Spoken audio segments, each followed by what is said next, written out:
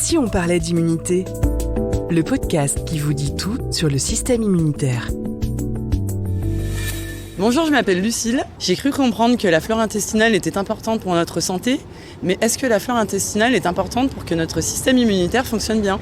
5e épisode, système immunitaire et microbiote intestinal. Bonjour Mathieu Leblanc. Bonjour Christophe. Vous êtes expert médical chez Bayer France. Alors, avant de répondre à la question de Lucille, éclairez-nous comment fonctionne la flore intestinale qu'on appelle aussi microbiote intestinal. Tout d'abord, dans notre corps, on a de nombreux microbiotes. Donc en fait, les microbiotes, c'est l'ensemble des micro-organismes, donc bactéries, virus, parasites, que l'on a en nous, en fait, qui vivent avec nous.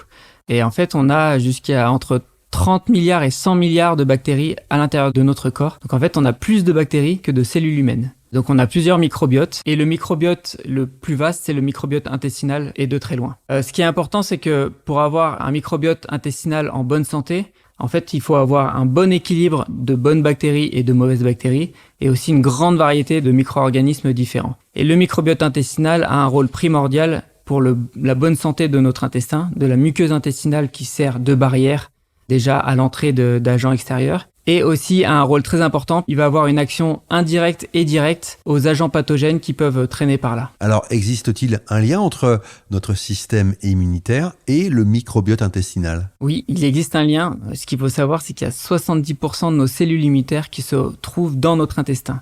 La grande majorité de nos cellules sont là et sont directement en interaction avec la muqueuse intestinale et les bactéries de notre microbiote. Il y a même certaines cellules qui ont un espèce de bras qui va jusqu'à l'intérieur de notre intestin pour savoir ce qui s'y passe.